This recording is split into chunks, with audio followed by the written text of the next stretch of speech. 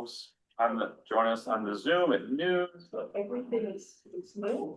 So. You're not having procedures, it's kind of, you know, just very. I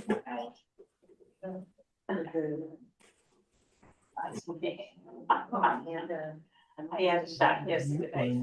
So, A shot yesterday. how are you, Bob? How are you? How was the rest of your talk? Actually, it's why she's the lady.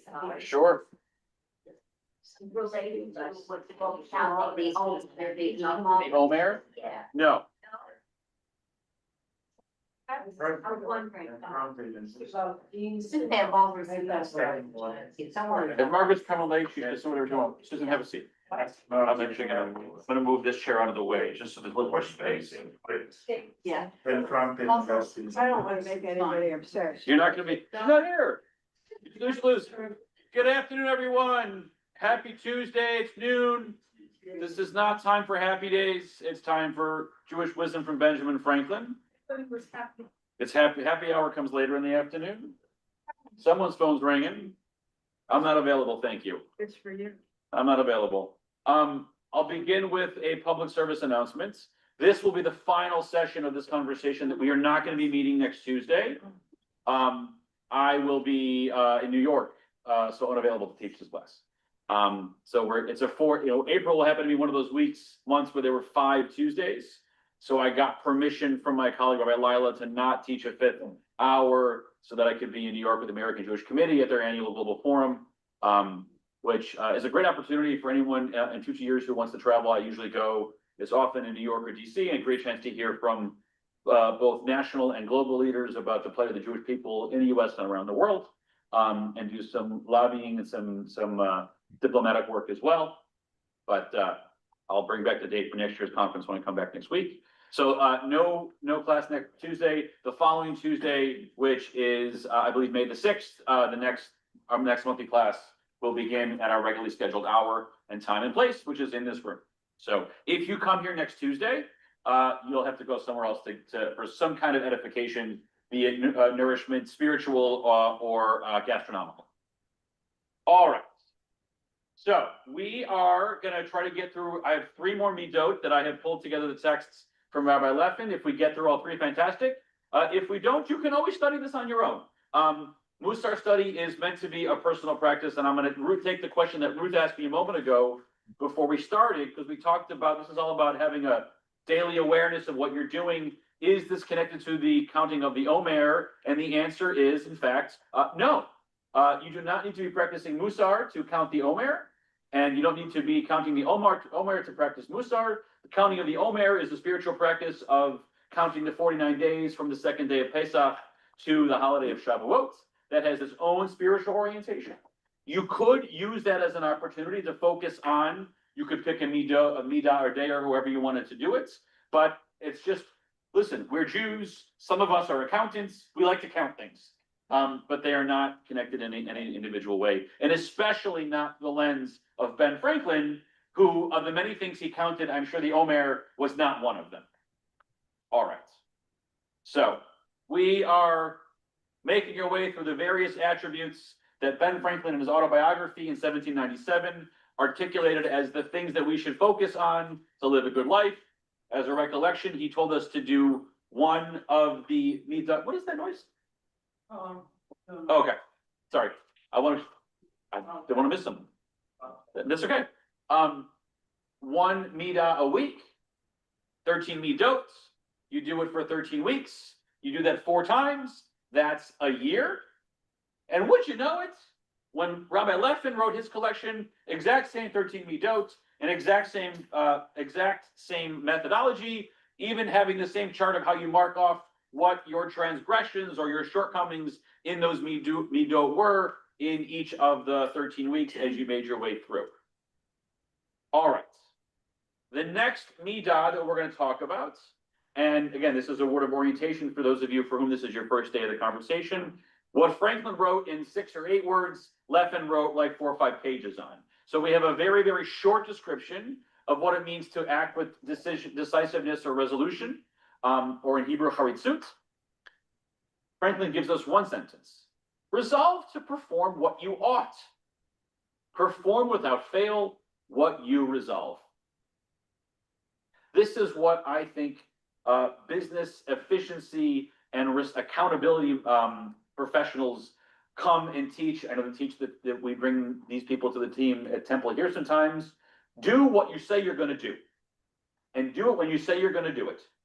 Be reliable, be responsible, be accountable. But I think that what Franklin is also suggesting is, and this plays into it as well, is before you decide to do something, make the decision to decide what you're going to do. Be proactive as much as you can. Resolve to perform what you ought. What do you have to know before you can resolve to perform what you ought?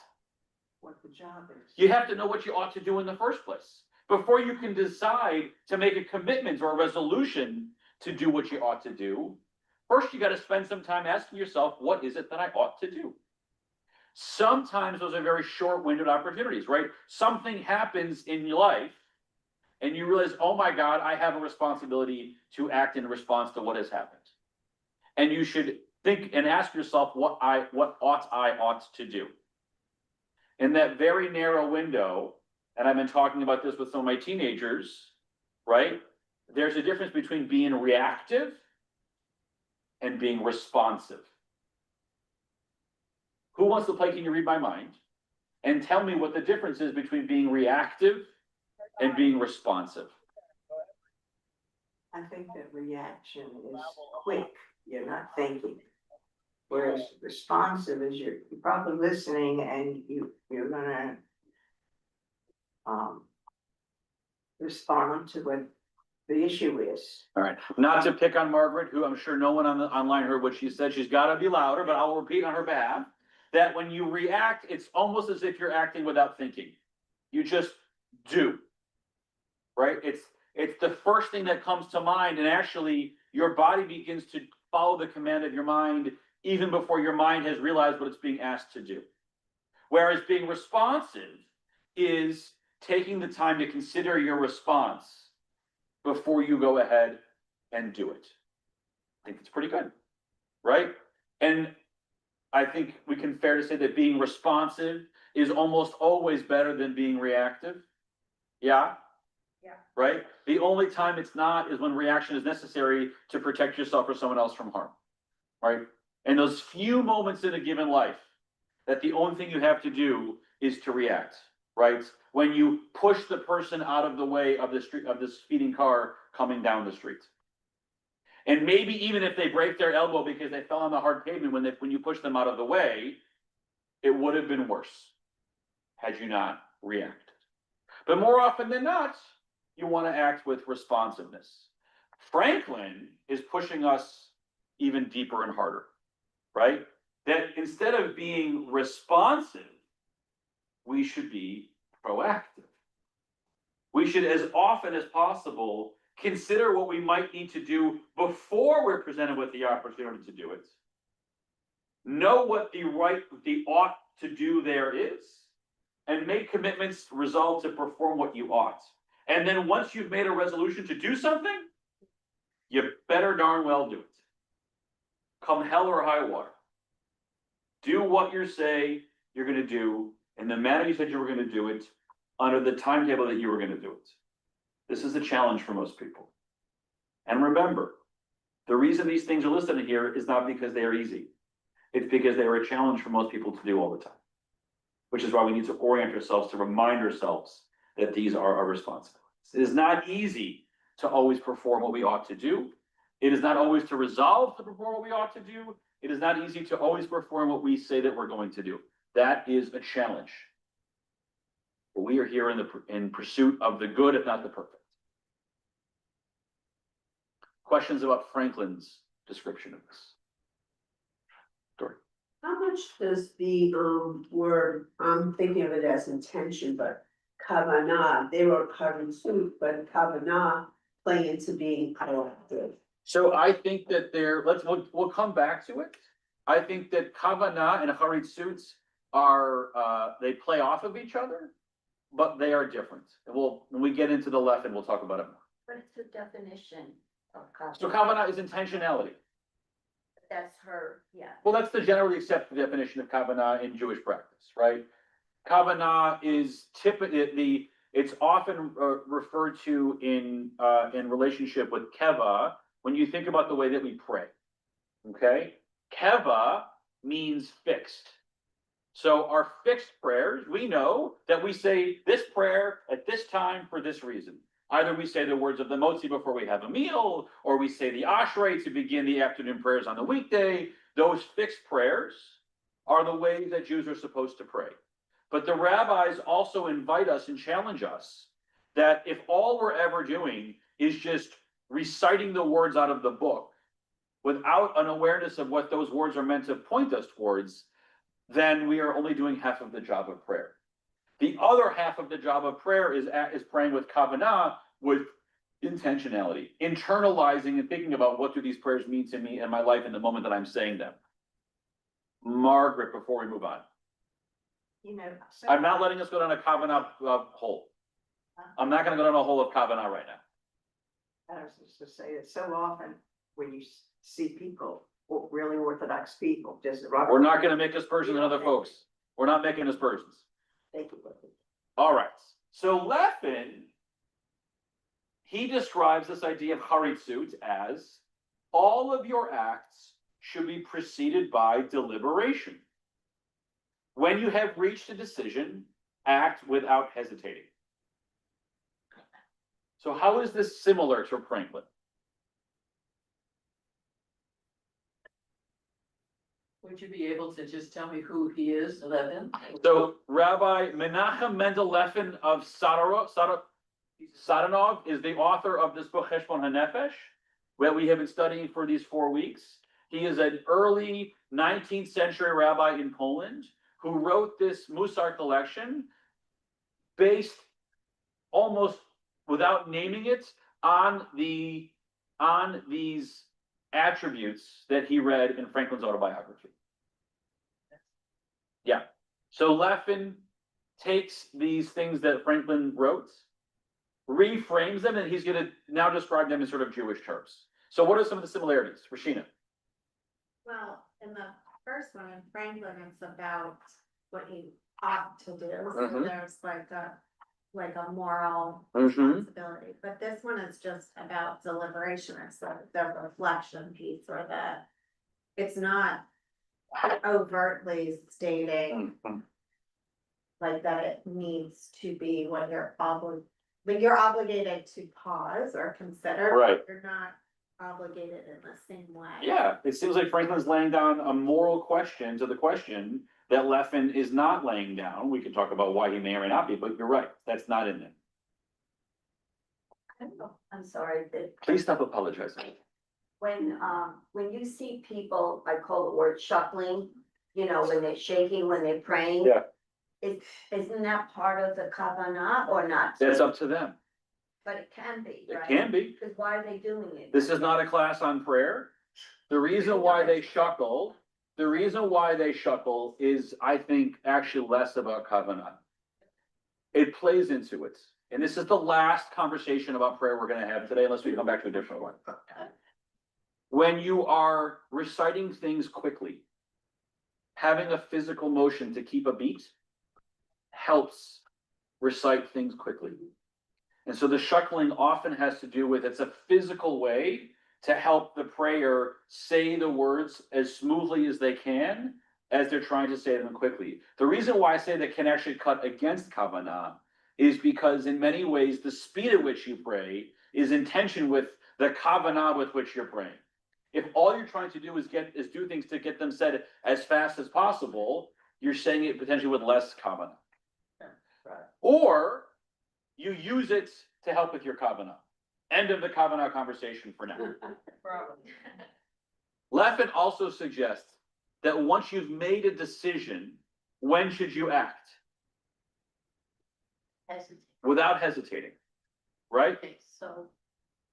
Okay, so when you take managerial courses, they tell you, when presented with a problem that you don't know this, look, why did this?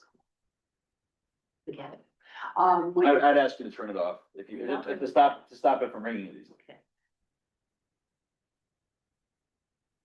Okay, so managerial courses, they tell you, The first thing they tell you is when you're presented with a problem that you cannot solve immediately, which is the first thing from Franklin.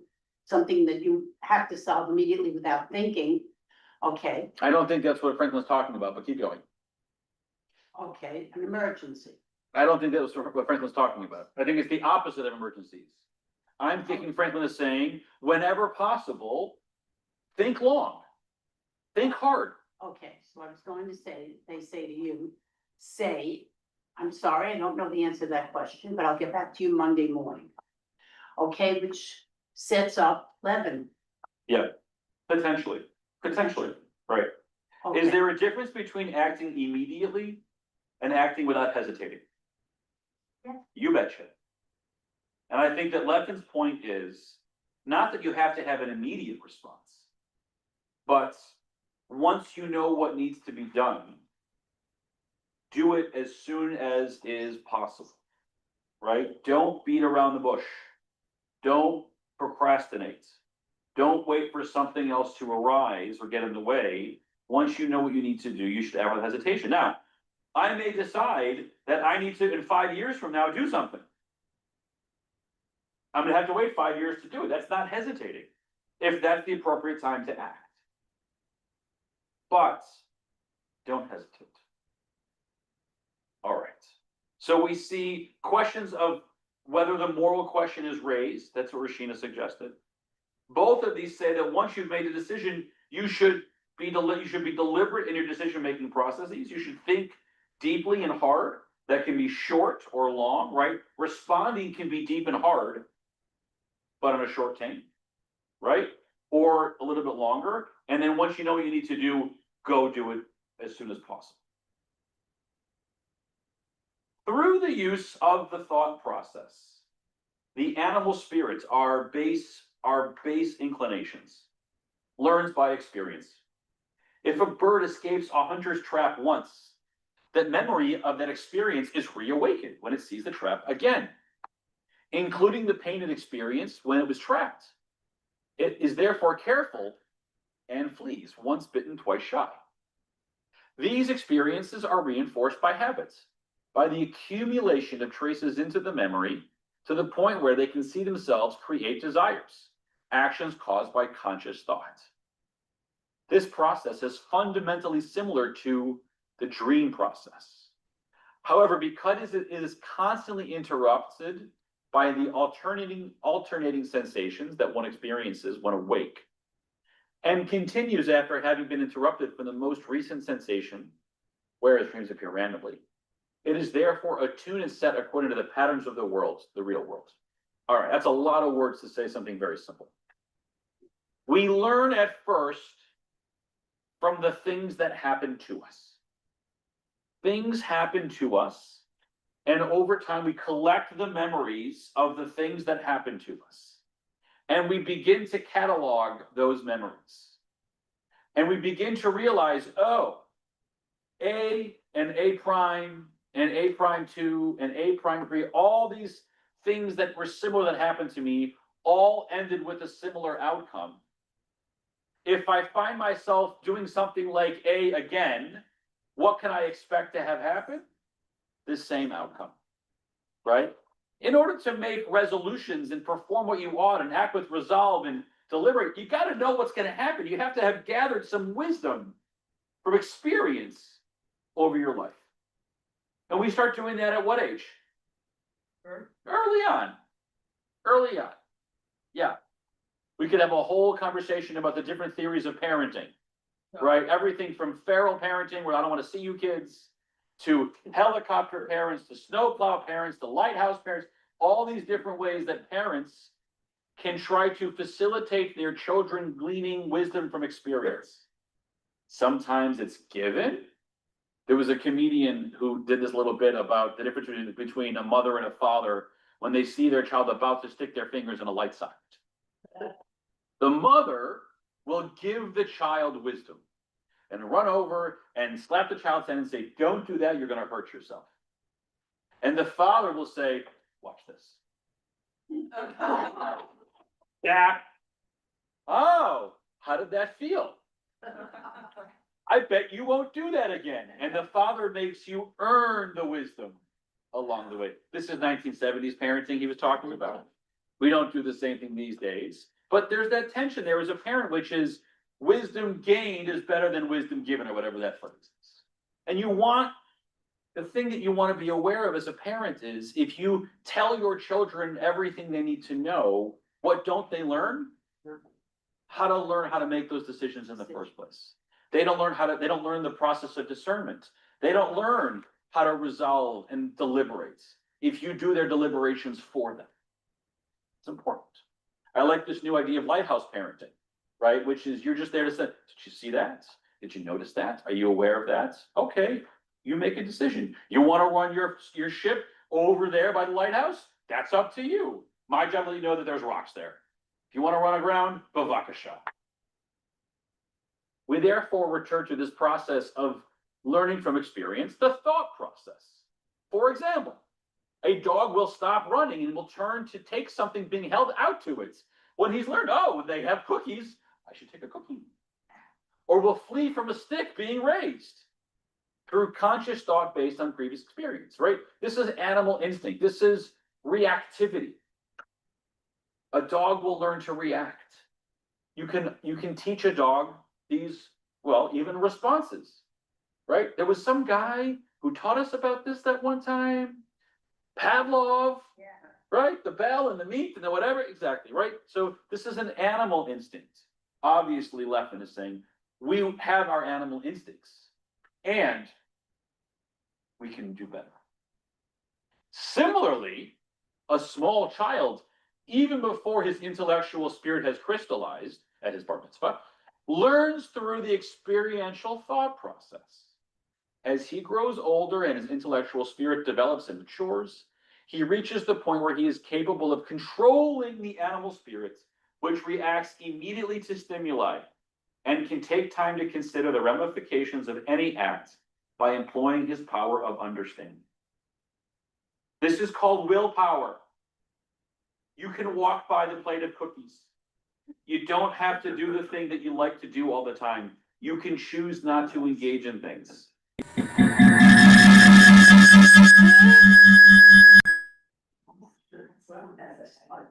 Not everybody is able to, but we as humans are able to. We have the capacity to train ourselves not to. Not everybody can. That's why it's in the book, because it's a challenge. But this is part of what we're developing. For the most part, however, it is impossible to determine what ramifications of any act will be, especially when they concern interpersonal relationships, so that one would be able to discriminate between good and evil with complete precision.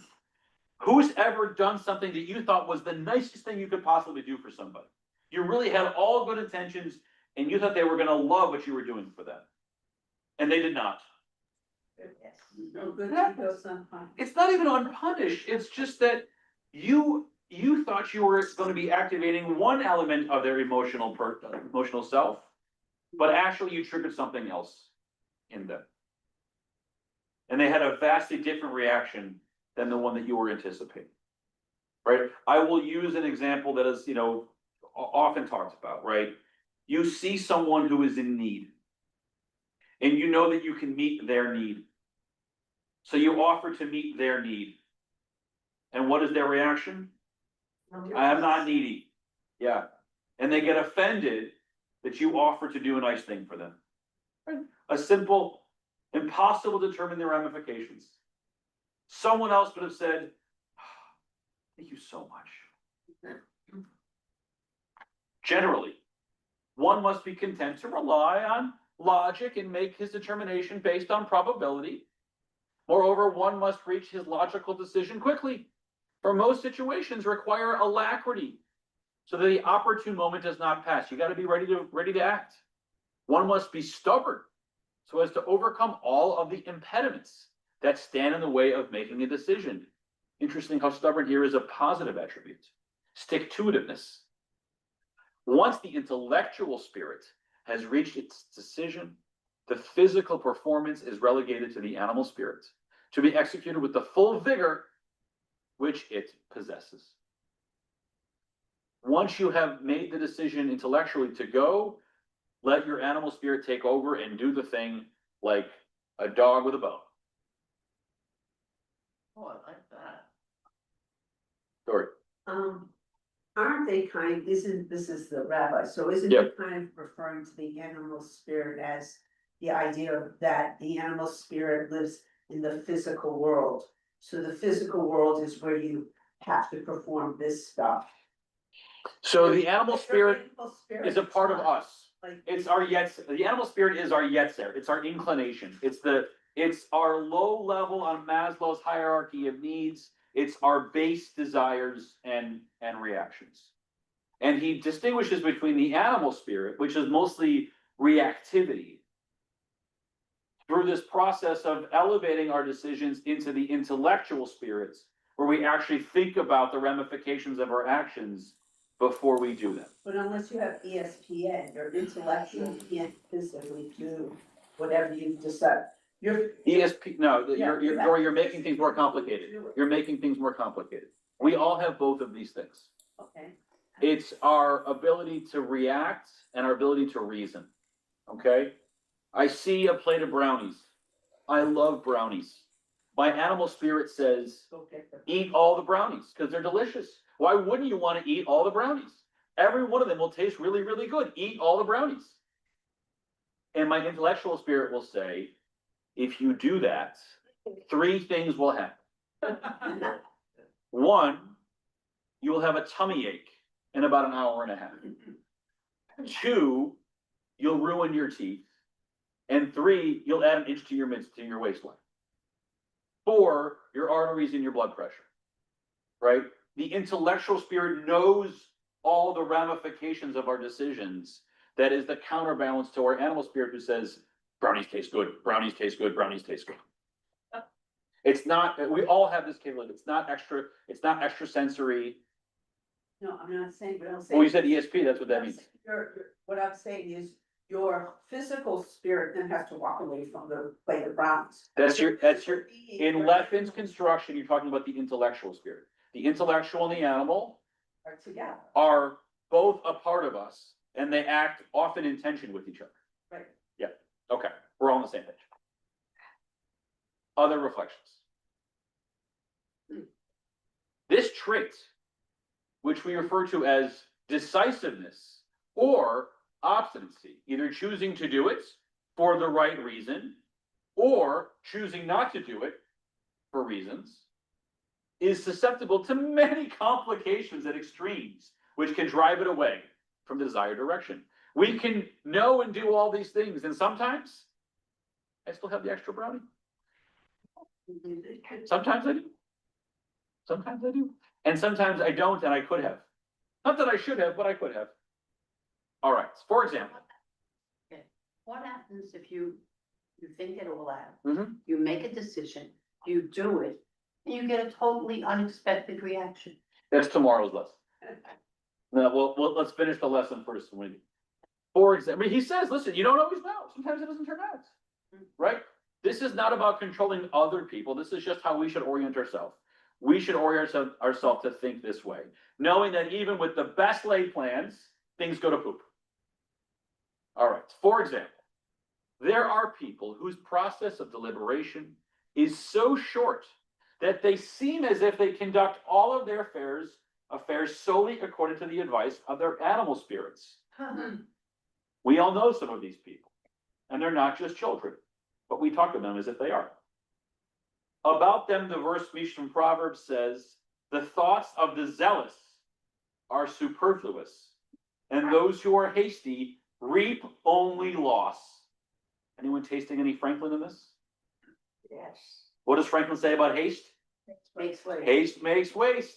Now, maybe Franklin knew from Proverbs, I bet he did, that hasty reap only loss. Haste makes waste. Then there are people who are intelligent and quick in a certain field of learning or in a certain craft, but lack ideas or experience in other fields, right? We've heard of book smarts and street smarts. One example of that last notion. When faced with a situation with which they are unfamiliar, they think and reflect and ponder. Then they consult and they think interminably. This man's virtue is, in truth, a problem. What do we call this in the decision-making psychological world? Obsession. Analysis paralysis. You're thinking, overthinking. So you can't make a decision, analysis paralysis.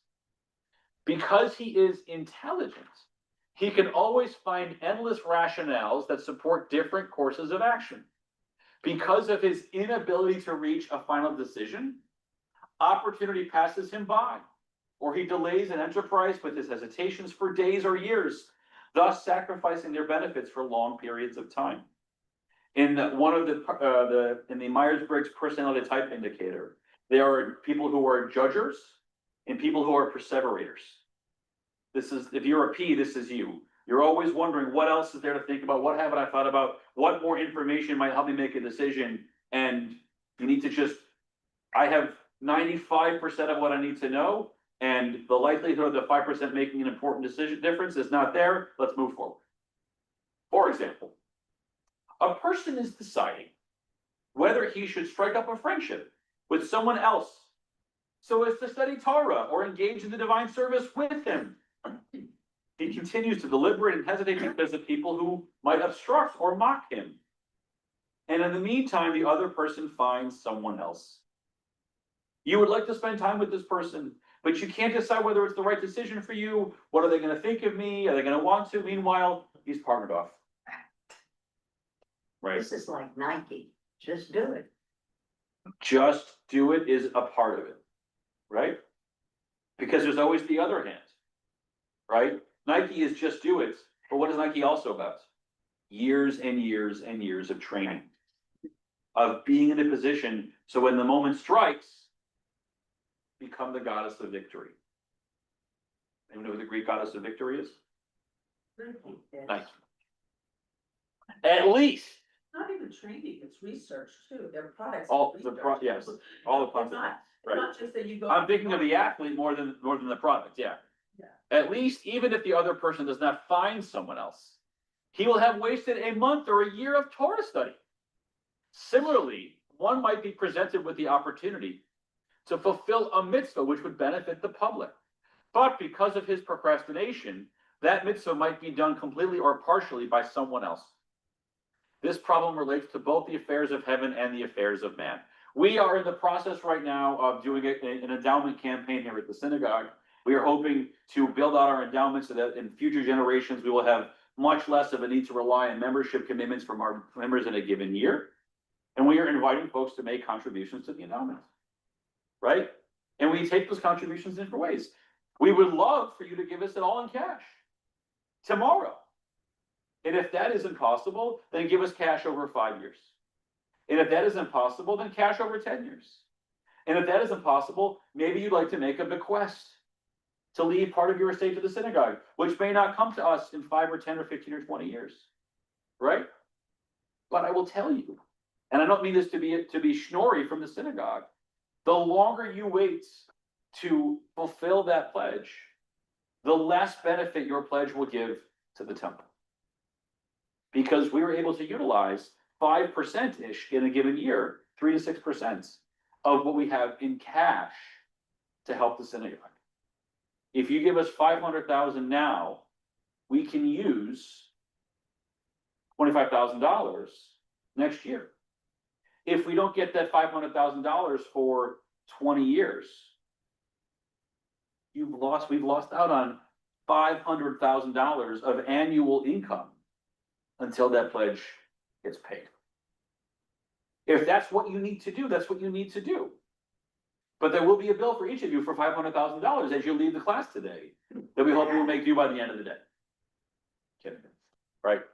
But this is, your ability to benefit people only comes into play when you actually do the act. And the longer you wait to do the act, the potential less benefit you have to offer.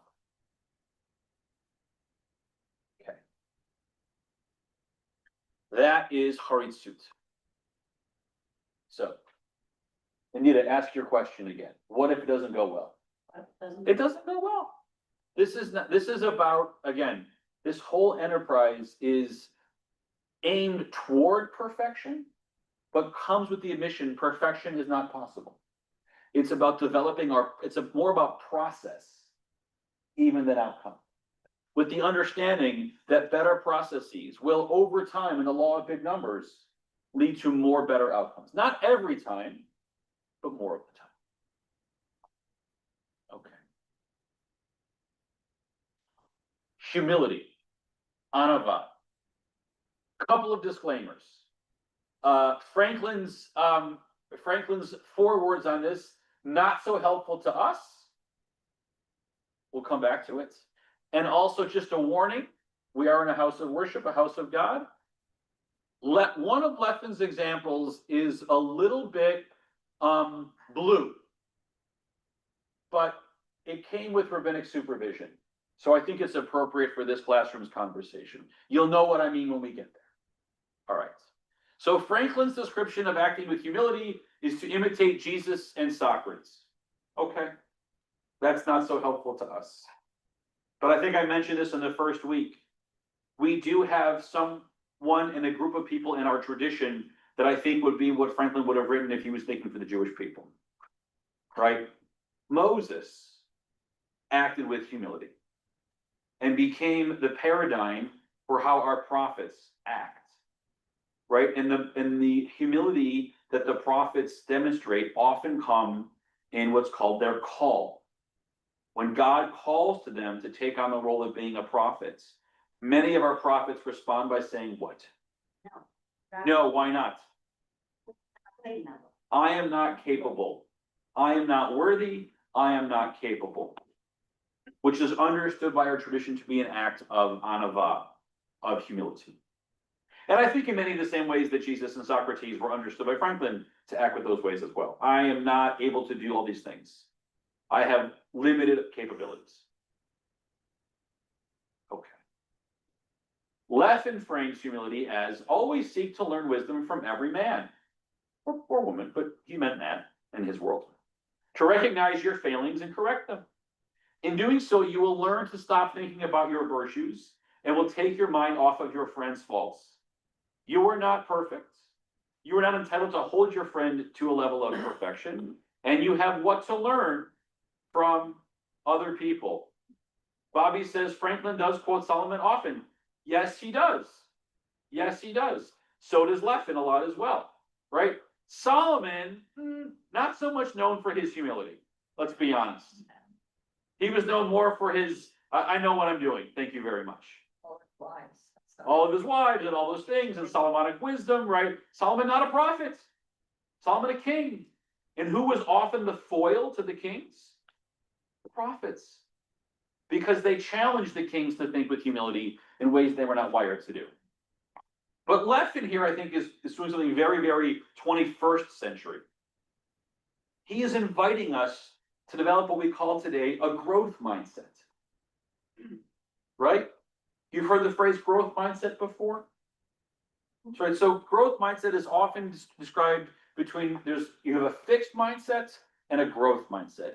If you have a fixed mindset, what it means is I am the person that I have lived my life to become, and my ability to change is near zero. I am who I am. And I'm going to have to live with who I am. And I'm going to have to live with the decisions that I make and the skills that I have. And therefore, I may continue to make the same mistakes over and over and over again. And any judgments of what I do is sort of a judgment of me as a person. I am this person who does these things. That is a fixed mindset. Try not to have that if you don't have to. A growth mindset is we are always in a process of growth. We can always change who we are. We can always develop new sensibilities, new sensitivities, new awarenesses, new wisdom. The beauty of a growth mindset is, if I'm a person who makes these mistakes, it's not because I'm a person who's destined to make those mistakes. Or I'm not a person who categorically makes those mistakes. I'm a person who can learn not to make those mistakes. I'm a person who can learn to make different mistakes, but I can learn past the mistakes I've made in the past. It's a very, very powerful place to situate yourself. You always have what to learn, you always have what to improve, and you are not bound to your mistakes of the past. I think Lefin is pointing us in that direction for ourselves, but also for our friends. Treat them with a growth mindset as well. Yes, Lauren may have mistreated me last week, but this week she's going to be much better towards me. And I will thank her for that and celebrate the growth and not continue to accuse her and remind her of the things of the past she has done. It's very, very easy to tell. Oh, that person, they always do it this way. Actually have it in 5 years. That's just an anchoring experience you had with them. And you're choosing not to see the growth that they've done. Lefin would say, don't do that. Okay. Man's self-adoration is the strongest love that God implanted within the animal spirits. Our animal spirits, our base spirit, is full of self-adoration. It spreads to include his body, his offsprings, his possessions, and everything related to him, until it is strong enough to overcome all the normal desires and pain that come into conflict with his physical well-being, the raising of his children and the protection of his property. It is from this self-adoration that honor stems, a concept that is also implanted within man through God's wisdom. It is the nature of man to experience pleasure when others admire his virtues. We are all inclined to seek to be honored, to seek to be admired, because God has implanted within us this element of self-adoration. We can't live only with that, but it's there, and we need to be aware of it. That's the animal. That's an animal. It's an animal, yes. This trait, like all other pleasures implanted in man, was primarily placed in him to fulfill a specific purpose desired by God, right? Why did God give us a sense of self-adoration? It's for self-protection, right? You want to, the whole world was created for me, right? This notion, if I am not to be adored, why do I need to be here? Right? Self-preservation is really, really important. God wants us to have that. And a piece of that is self-adoration. But it needs to be taken with other things. When taken to the extreme, however, it becomes a tempest, which is antagonistic to the regimen of the intellectual spirits, right? If we are only filled with self-adoration, we will never become the intellectual self that we want to be. The end result is that it subjugates the precious soul and makes it subservient to its acquired desire. This is narcissism. It is the prime enterprise of the Yetzer Hara to have the desire for real honor degenerate into the pursuit of honor.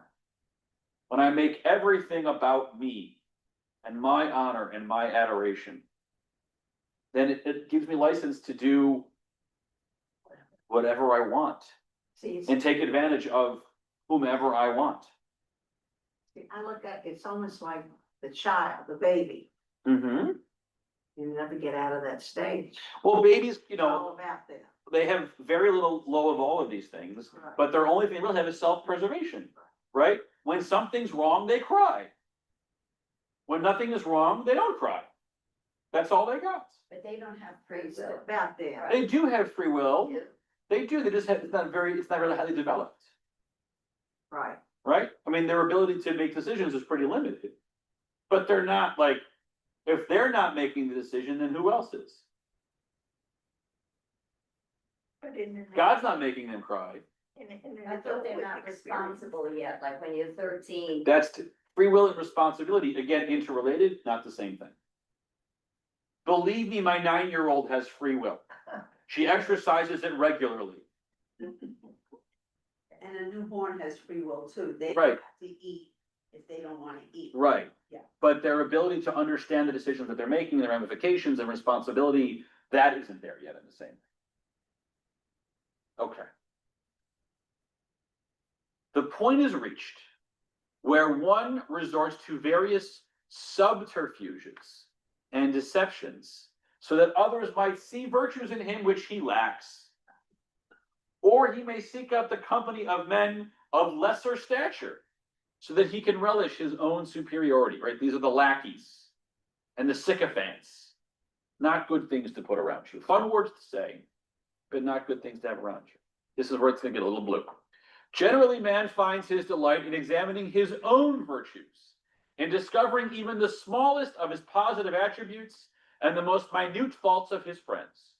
For then he can find reason to be proud of them, even in the company of great men, whose little fingers are thicker than his loins. He reaches the point where he becomes absolutely brazen and exposes himself to ridicule and contempt. We see the blueness in all of this. This is like the blueness of King Ahasuerus and extending his scepter towards Vashti. It's meant to be a double entendre. And we can talk about humility or lack thereof when it comes to men and their fingers and their loins. But that's what he's playing with here. For example, talk about Narcissus. One who is ugly but looks at himself in the mirror every day can convince himself that he is beautiful. Or one whose voice sounds like the braying of a donkey but accustoms himself to sing in public can imagine to himself that the sweetness of his voice and his interminable singing brings his audience pleasure. I'm thinking Paul Giamatti, but that's just me. So convinced is he that he closes his eyes and does not notice that he's being laughed at. Then there are those who delight in speaking publicly, relishing the opportunity to spew forth their idiocies, torturing their listeners with their vanities. Gee, you get that big. We're not talking about anyone in particular. As the verse from Mishle, quoting from King Solomon, thank you, Bobby, states, the stick of pride is in the mouth of the fool.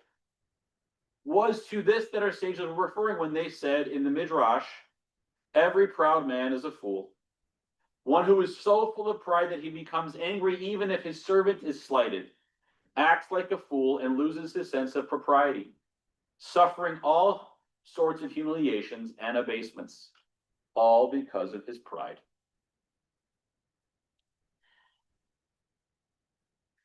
This malady requires reverse conditioning, right? Clearly he's laying it on thick that humility is the lack of some negative trait, this lack of pride and overly pride. One must accustom himself to remain silent even when in the company of the men of lesser stature. And he surely must do so when he is in the company of great men. Talk less and smile more. He must train himself to elicit new ideas from their speech and actions, which will be beneficial in correcting his traits. In general, he has to train himself to quickly detect even the slightest virtues in his friends, virtues which are great in comparison to his. He must also be aghast when he sees friends taking pride in a minor, degrading trait. And remember that he too suffers from that same trait, especially when that minor degrading trait is none other than pride itself. Okay, that is humility. Not easy to do. When you can silence your sense of pride, when you can recognize traits in others that you wish you had in yourself, and even go as far as to wonder with them, how did you develop it and how can I learn from you? That is what anava, humility, can look like. Questions? So how do you deal with these people? How do you deal with these people? That's a great. That is not what Lefin is here asking us to do. He's teaching us how to not become those people. Patience is the other virtue we talked about a few weeks ago. That's how you deal with those people. Margaret. He's a wise man and what they wrote. I feel like, you know, a lot of these things, it's against one's nature, and that's the rub. All of this is against one's nature. That's the right, exactly right. All right, last little bit. We got 10 minutes. Kimutz, frugality. Make no expense, but to do good to your others or yourself, i.e., waste nothing. Lefin, be careful with your money. Do not spend even a penny needlessly.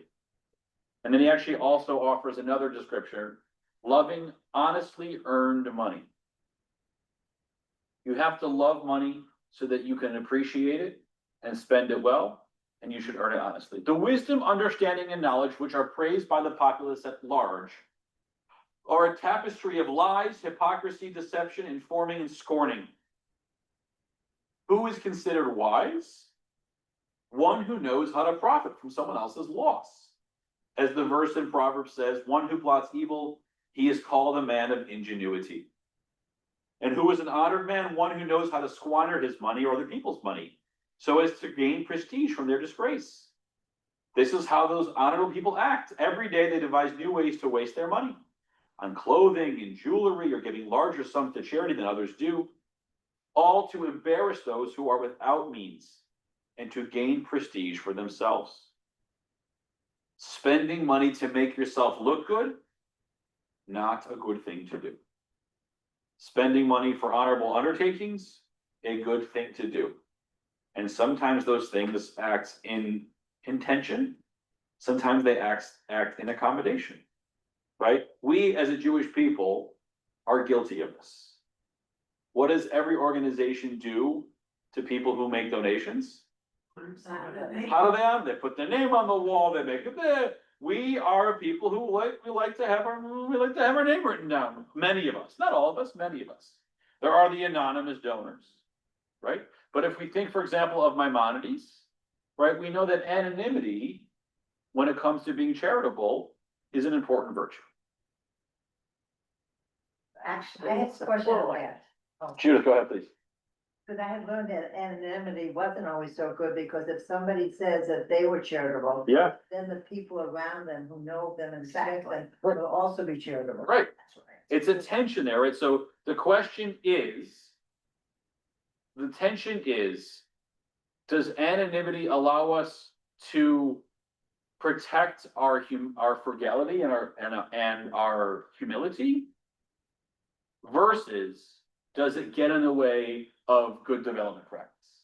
Right now, I think the simple answer to this is to say, if as a donor, and my attaching my name and perhaps even the size of my donation is done in the service of soliciting other folks to be equally generous to a common cause, that's probably for the good.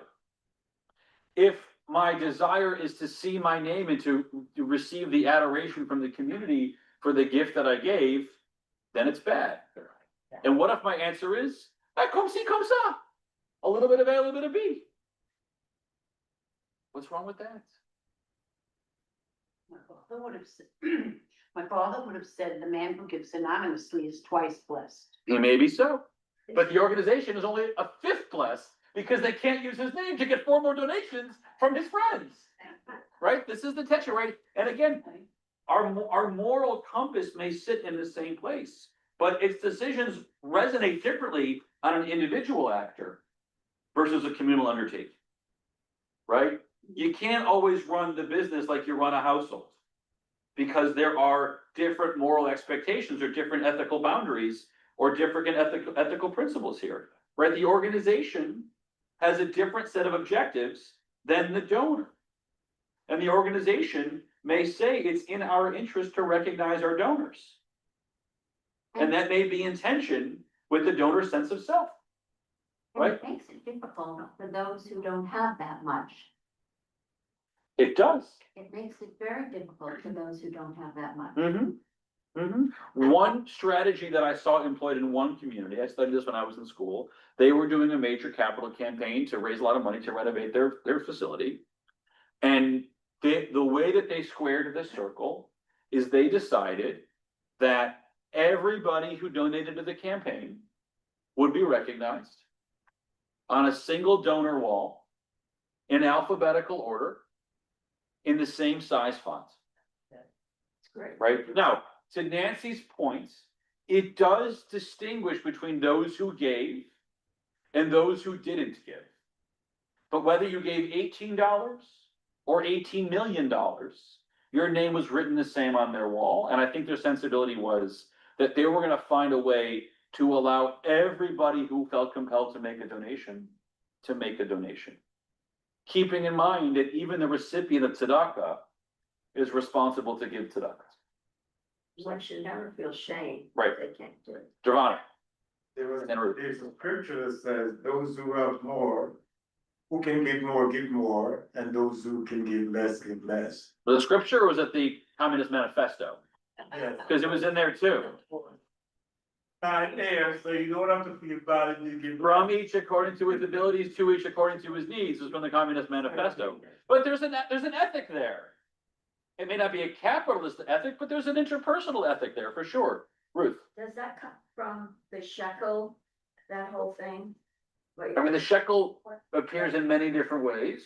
I thought you had to just give, or like. Well, that's a tax, right? So here's the thing, the shekel was a tax, right? And even in Torah, there are different types of giving. There are taxes, and then there are those who give whose heart is so moved. And those are not the same thing. Taxes are obligatory. Giving is obligatory, but not in the same way. Giving is the right thing to do, which makes it obligatory. Taxes is they'll come get you if you don't. I guess I'm confused with that even a poor person just sort of had to give the same as. So again, there were certain That's what there I- were certain taxes. The half shekel tax was for everybody. Yeah. Right now. And then, but what I was saying before to Nancy is way after the time of the temple tax, the half shekel tax, as our rabbis discussed this idea of giving tzedakah, of being charitable, that even someone who eats out of the food pantry has a responsibility to be charitable in some way as well. That's not a tax. That's just acting and fulfilling the mitzvah of tzedakah, which is not the way the Torah thinks about it, but the way the rabbis think about it. Christina. The frugality, are both the quotes referring to like monetary or? Well, I mean, Lefin clearly does. Franklin is not. Well, I think the word expense there is, again, we can be content, we can be, textualist for 1 second. What did Franklin mean when he said make no expense, but to do good to others? So I think it was mostly financial, right? And then to the degree to which money equals time, because our time has value, that as well, right? It's certainly about resource, right? By the way, being frugal doesn't mean being cheap. It means to spend money and get the most for it as you're spending it. Right. Okay. Although they have already exhausted the credit available to them, they continue to spend and squander, and there still may be some who are unaware of their poverty and will still extend credit to them. This is one of the contagious afflictions that spreads with the speed of a plague, God forbid. One who lacks the courage to flout the honor of these crazed people finds himself compelled to follow their footsteps, squandering the little honest money that he has. Right? Poor people are throwing money at people who are trying to make money off of poor people, who they themselves are poor. Carnival barkers and shysters. The end result is that he is reduced to demeaning himself and to go out and to beg. The truly wise people do not look favorably upon such people. Intelligent people, however, consider people like this fools, and they see the wisdom of those who pretend as an absolute folly. True knowledge can be defined as the learning experience of the animal spirit that is the result of the intervention of the intellect. True understanding can be defined as an understanding something and being able to explain the cause and effect relationship to others. Who is wise? Who can see the future results of an act? An animal can only see the cookies that are directly in front of him and will follow a bundle of fodder even though it leads him straight to the slaughterhouse. Cookies to the slaughterhouse. Man, however, was granted understanding, which enables him to forego immediate gratification so as to be able to receive something more valuable in the future, or forego something good so as to be able to return to earn something better later. We have the ability to have long-term vision so we can do what with our resource? Invest in all kinds of different ways. Even if so doing means waiting a long time, which is why the temple's happy to take your bequest. that we can, you can pay us in 25 years or 40 years, may you live and be well. We have the patience to do so. The truly wise forego all of the pleasures of this world in the face of the future that will come after death. Now we're moving into the ethical. Who is honorable? One who honors his fellow man, who is frugal with himself and generous to others. It befits the righteous and the wise to limit their animalistic pleasures and instead delight in the pleasures of the intellectual spirit, not to spare themselves exertion in seeking knowledge and talent, and to worry about even small jugs because their appreciation of honestly earned money. In Midrash Kohelet, the Midrash in the book of Ecclesiastes, we find better a handful of contentment than 2 handfuls of toil and false spirit. Better is he who gives a small amount to charity and funds that are his than one who steals and robs and cheats and gives more charity than others. As the folk expression states, she is adulterous for apples and she distributes them to the sick. Reus ruach, false spirits, can be explained as reusab, ambition, to be called by one who does good deeds. She accepts her fee and distributes it to the poor so they can think that she was desired to do good deeds. As you read in Genesis and Leviticus Rabbah, if the soul offers a meal offering, better one who has only 10 gold pieces and earns his livelihood with them than one who borrows money with interest. For the latter loses what is his and what is not his because of his desire to be seen as a businessman.